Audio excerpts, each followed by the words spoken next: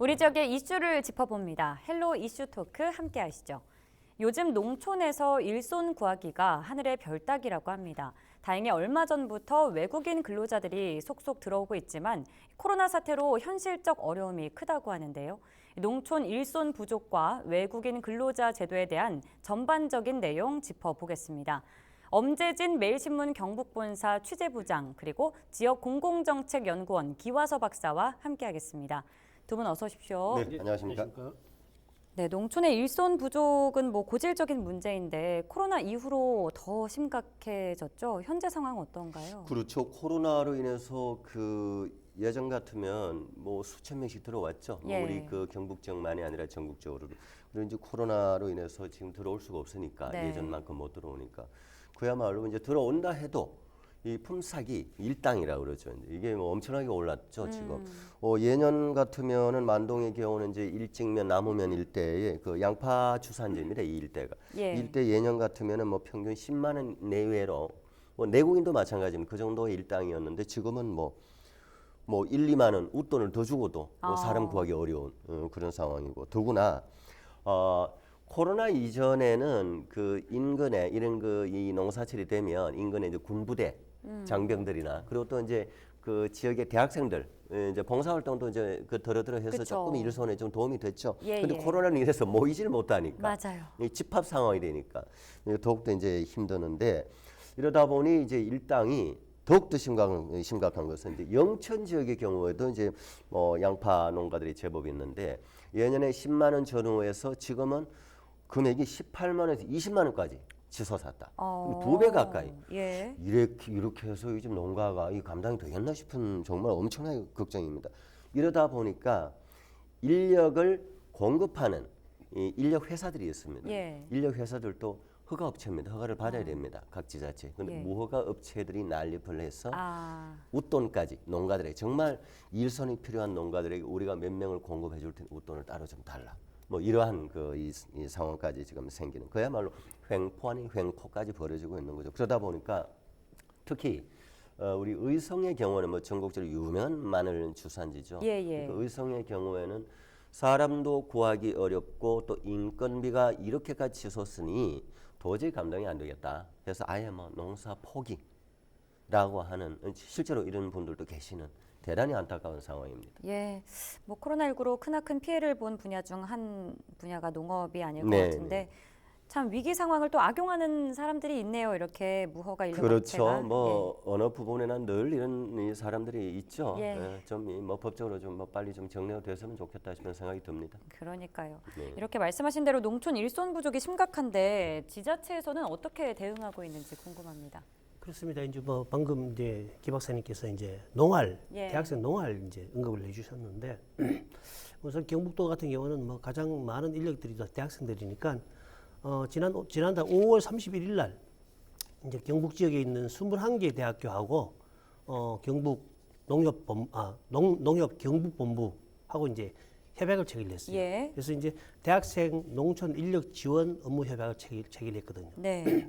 체결해서 이제 이 대학에서는 대학생들은 이제 농촌 일손 돕기에 나서도록 하고 또 거기에 참여하는 학생들은 일정 정도의 학점을 인정해주는 그런 형식으로 이제 협약을 맺어서 이 부분이 이제 일정 정도 농촌 일손 부족을 해결할 수 있을 것이다라고 이제 기대를 모으고 있고 특히 이제 지난달 9일에 이제 업무 협약과 함께 이제 안동대 학생 교직원 포함해가 한 60명 정도가 안동시 이맘위원회에서 일단 농촌 일손 돕기 봉사활동을 한 차례 가졌습니다. 실제로 이제 예전에 이제 농촌 대학생 농활이라 그러죠. 예. 농활이 예전에는 사실 그게 이제 진보 이제 학생회를 중심으로 해가지고 여름철만 되면은 서울 수도권에 이제 인력들이 대학생들이 대규모로 수천 명씩 이제 농촌에 내려와가지고 각 지역의 농민회하고 연결을 해서 굉장히 한 달씩 이렇게 일손 돕기를 했거든요. 예. 이게 어느 순간 이제 이념적으로 추진되다 보니까 어느 순간 이제 중단이 됐단 말이에요. 실제로 대학생들이 농촌에서 활동하는 모습이 이제 사라졌단 말이에요. 그래서 이번에 이제 협약을 통해서 이 부족한 농촌의 일손들이 해소될 수 있기를 좀 기대를 하고 또 특히 이와 더불어 아주 이제 그 뭐 농협의 각 단체라든지 법무부 보호관찰소 봉사활동 뭐 이런 걸 통해 가지고 농촌 일손을 최대한 이제 그 뭐 확보해 보려고 노력하고 있는 상황이고요. 예. 하지만은 일손 부족이 워낙 심하다 보니까 한계에 뭐 이렇게 이런 어떤 지원 인력이 한계다 이렇게 볼 수가 있습니다. 그래서 특히 또 이제 외국인들이 한시적 계절 근로 사업이라든지 또는 이제 뭐 그 농촌 인력 중개센터를 통한 어떤 그 농촌 일손 지원 이게 사실 여러 가지 제도적 문제로 한계에 부딪히다 보니까 아까 이제 김 박사께서 말씀하셨듯이 제도 외, 법 테두리 외에 어떤 그런 외국인 일손 이게 사실 이제 그 저 불법 체류 인력들이죠. 이런 분들이 오히려 농촌 일손을 장악하고 있는 그런 상황이고 그래서 이런 어떤 뭐 여러 가지 상황이 나타나고 있습니다. 예, 뭐 아무리 학생들의 학점을 인정해주고 이런저런 봉사 활동을 추진한다고 해도 인력난을 해소하기에는 어려워 보이는데요. 굉장히 어렵죠. 예. 예, 그런데 다행히도 이 코로나 이후 2년 만에 외국인 근로자가 입국했습니다. 외국인 계절 근로자 입국 현황도 좀 살펴볼까요? 정말 반가운 소식입니다. 예, 그 2년 작년 만이죠. 2월부터 해서 이제 코로나가 본격화되면서 거의 끊어지다시피 했습니다. 그러다 보니까 이제 농번기의 근로자 이 일손을 이거 확보하지 못해서 뭐 비상 상황이죠. 그러나 그나마 이제 지난 6월 24일에 우리 그 지역 그 영양군에 예. 112명의 우즈베키스탄 근로자 112명이 들어와서 150일 동안 인근의 영양 인근의 40여 농가에 흩어져서 주로 이제 영양군의 경우는 이제 외국인 근로자가 오면 주로 이제 그 고추 고추 농사 이제 워낙 유명하죠. 네. 거기다가 이제 플러스해서 영양은 또 산나물 같은 산채들 이렇게 굉장히 유명합니다. 네. 이제 이런 그 농가들에 이제 흩어져서 일을 하는 일당은 보통 이제 8만 원에서 10만 원 정도 이제 일당을 주는데 이 외국인들의 농업 관련해서 들어오는 거는 우리나라도 이제 출입국 관리 시스템이 있잖아요. 예, 예. 아주 뭐 선진화되어서 잘 돼 있는데 그 중에서도 외국인 계절 근로자, 그래 농번기 같은 이런 계절에만 들어오는 계절에만 입국을 허용하는 이런 근로자가 이제 들어오기 시작을 한 거죠. 네. 굉장히 오랜만에 들어왔는데 어쨌든 영양군의 경우는 2015년부터 해서 2015년 첫 해도 한 40여 명, 30명 가까이 들어왔고 그리고 2019년도는 많이 들어왔습니다. 한 3,600명 정도가 들어와서 아주 흩어져서 뭐 잘 이렇게 해왔는데 지난 코로나19로 뚝 끊어졌다시피 했다가 이제 들어왔어요. 지금 그나마 좀 상당히 일손 돕기에 도움이 되지 않을까 싶은 생각이 듭니다. 또 이제 예. 금액도 일당도 이 정도면 적절하다. 어. 이제 이 실제로 외국인이다 보니까 우리나라 사람처럼 일을 어느 정도 잘할지는 그것도 봐야 되겠죠. 사람 따라 다르겠죠. 그쵸. 그러나 비교적 이제 단순 일이기 때문에 조금만 배우면 잘하죠. 그래서 좀 도움이 되고 있다라고 생각을 하고 단 이제 문제는 이런 외국인들 들어왔을 때에 우리 내국인들 그러니까 이제 농가 주인들이 때로는 이제 좀 비인권적으로 대하거나 뭐 비인격적으로 대하는 이런 부분들도 이제 좀 모니터링을 해야 되죠. 실제로 이제 영양군에서는 이제 이런 부분이 있어서 서로 문제가 없도록 하기 위해 사전 이제 이 환경 정비 그리고 이런 그 인권 침해 관련 모니터링을 또 해오고 있습니다. 뭐 비교적 잘하고 있다고 생각을 합니다. 예. 네. 뭐 인권 관련 교육도 좀 필요할 것 같습니다. 그렇죠. 예, 인식 네. 개선이 필요하죠.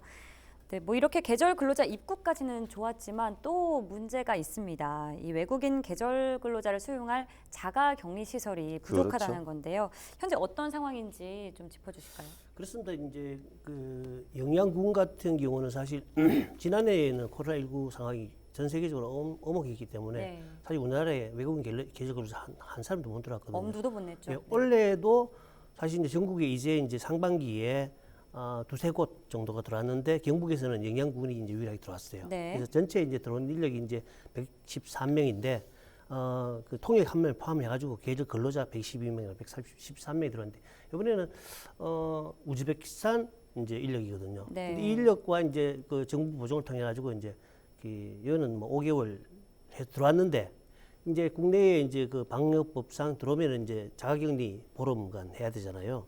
그러니까 영양군 같은 경우에는 뭐 격리시킬 수 있는 어떤 그 대규모 숙박 시설이 없단 말입니다. 없다 보니까 인천에 있는 이제 강화에 있는 중국 강화도 그쪽에 있는 이제 사설 그 원룸이라고 하죠. 원룸을 이제 빌려가지고 이 원룸은 통상적으로 이제 그 격리 시설로 많이 이용하던 그런 어떤 이제 주택인데 예. 여기를 이제 임대해서 이제 했는데 사실 그 과정에서 이제 인제 중국에서 이제 뭐 퇴실도 요구하고 여러 가지 논란이 있었거든요. 그러다 보니까 영양군에서는 항구적인 어떤 이런 어떤 그 여러 가지 그 전염병이라든지 이런 걸 대비해 가지고 숙박 시설 인프라를 확충해야 되겠다. 또 이제 영양군에서는 뭐 자작나무 숲이라든지 뭐 국제 밤하늘 보호공원, 수학계곡 이런 그 지역 내 관광지가 유명하게 이제 떠오르고 있단 말입니다. 예. 그러다 보니까 관광지를 찾는 관광객들을 위해서라도 이 숙박 시설을 이제 그 확충해야 되겠다는 어떤 그런 계획을 세우고 있습니다.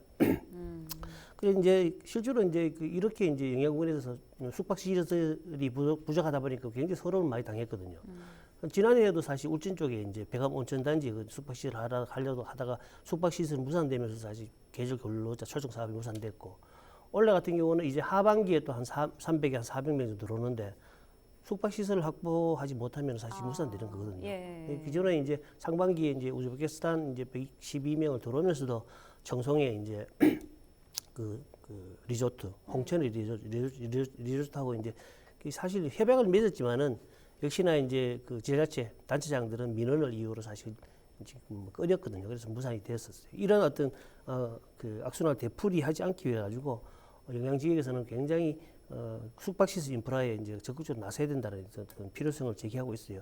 지금 현재는 뭐 자연휴양림이나 숙박시설 여관 다 합쳐가지고 100여 소밖에 안 되거든요. 아, 정말 방 좋네요. 한 100개 정도. 네. 예, 뭐 상반기에 이제 하반기에 한 300명 들어오면 더 부족하잖아요. 그래서 지금 현재 영양군에서 이제 고민하는 거는 성바위 관광지구 안에 이제 한 오래됐어요. 이게 이제 그 짓다만 이제 관광 호텔이 있거든요. 여러 가지 뭐 세금 문제라든지 소유주 문제가 얽히고 섞였는데 이 부분들을 지방세를 감면해주고 뭐 하는 어떤 방안을 찾더라도 이걸 영양군에서 이제 매입해서 직영을 하자. 이게 하게 되면 이걸 이제 관광 호텔을 매입하게 되면 관광객들을 이제 수용할 수도 있고 이렇게 이제 입국자들을 수용할 수 있는 그런 시설로 볼 수 있다. 이래서 일단은 이번 기회에 숙박 시설이 없는 어떤 지자체의 서름 이런 것도 극복하자라는 어떤 각오들이 있는 것 같습니다.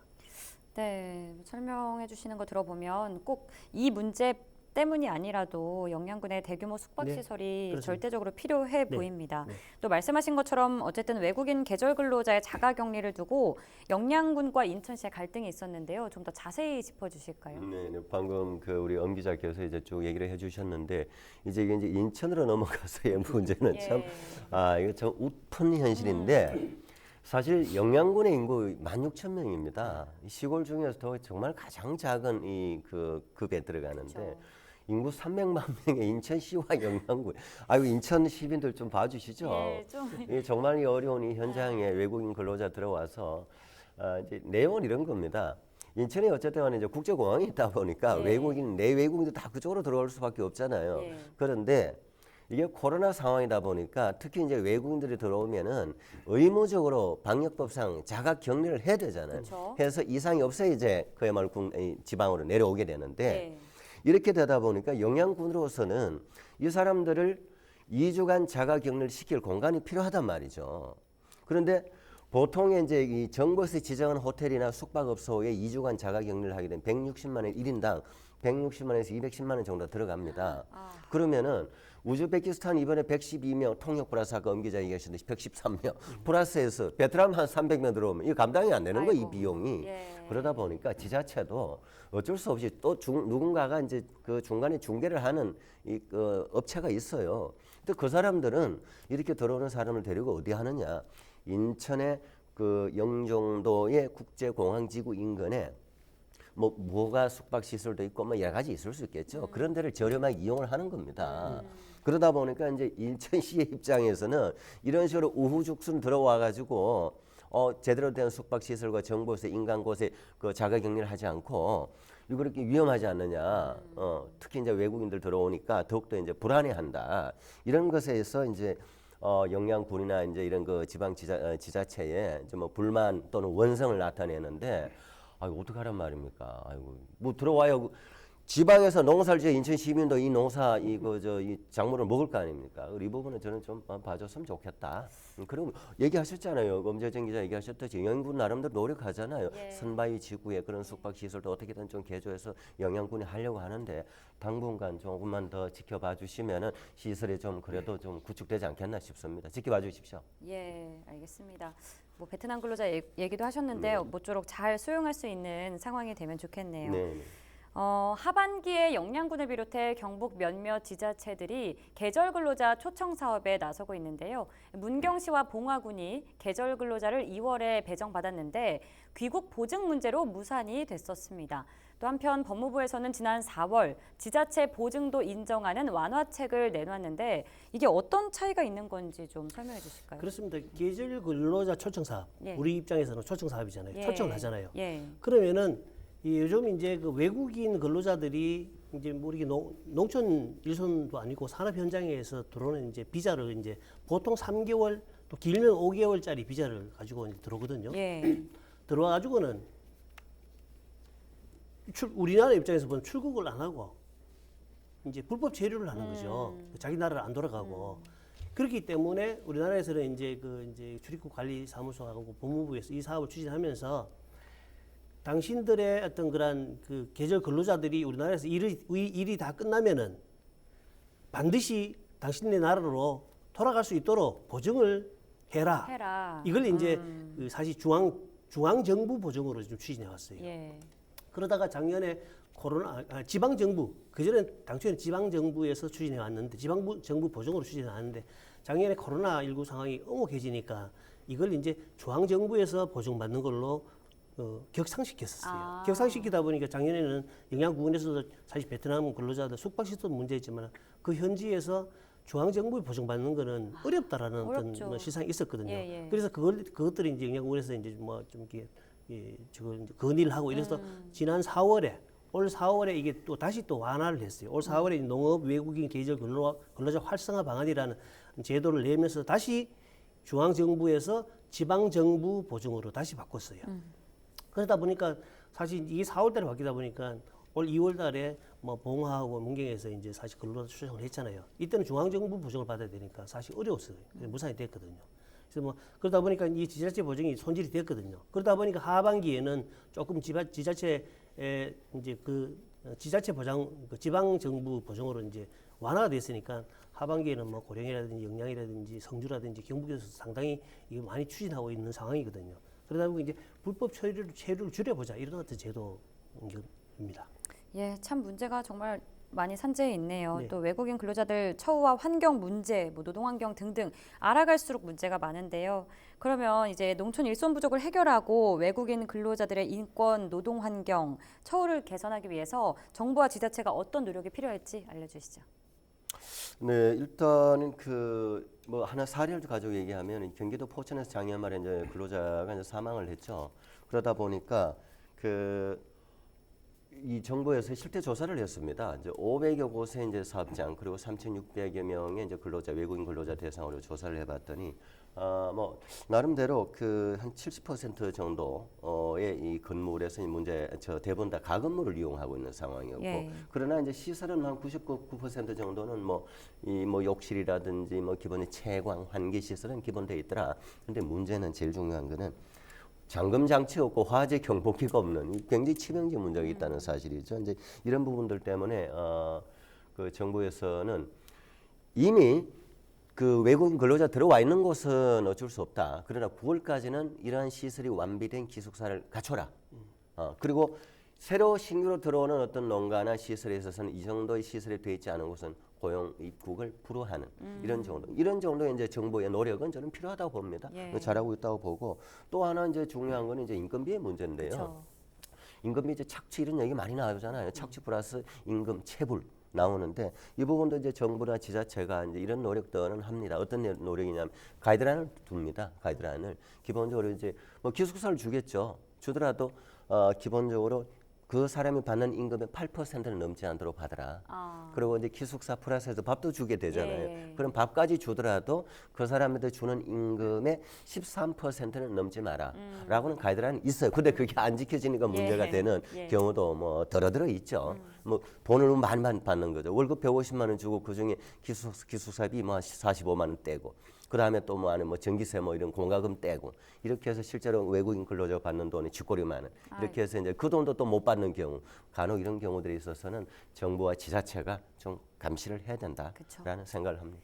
예, 부장님도 짧게 끝으로 한 말씀 뭐 해주시죠. 저는 뭐 실제로 이제 그 시설이 열악한 어떤 지자체를 위해서 경북도라든지 중앙정부에서 좀 이렇게 중재를 해서 좀 이렇게 잘 해결되도록 해줬으면 좋겠습니다. 예, 알겠습니다. 헬로 이슈 토크 여기서 마치겠습니다. 시청해주신 여러분 고맙습니다.